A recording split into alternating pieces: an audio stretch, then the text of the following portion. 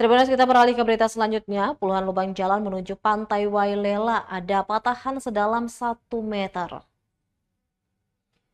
Puluhan lubang kerusakan jalan tersebar di jalan menuju kawasan wisata Pantai Wailela, Negeri Rumah 3, Kecamatan Teluk Ambon, Kota Ambon.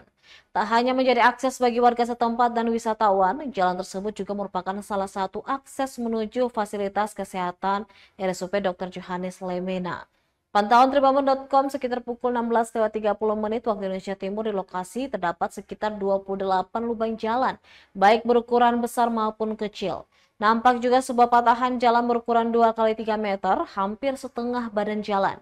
Dengan kedalaman berkisar 1 meter, selain itu kerusakan jalan pun mengakibatkan debu kerap kali berterbangan ketika kendaraan melintas. Salah seorang pengunjung di Pantai Wailela, Joy Labetubun, mengaku resah akan kondisi jalan rusak yang lama tak diperbaiki itu. Menurutnya pemerintah harus segera melakukan perbaikan sebelum kerusakan akan semakin meluas dan menimbulkan korban. Pasalnya jalan yang rusak tentu sangat berbahaya bagi pengguna jalan. Labetubun juga berharap jalan yang berlubang bisa ditambal, sementara patahan jalan juga segera ditimbun.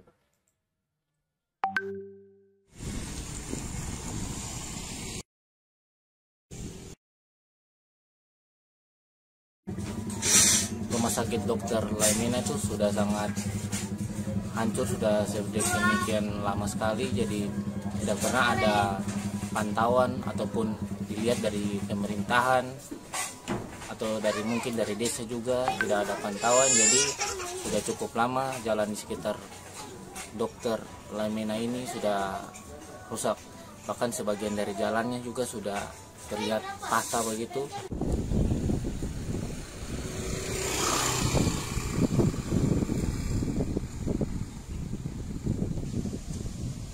Download Tribun X sekarang, menghadirkan lokal menjadi Indonesia.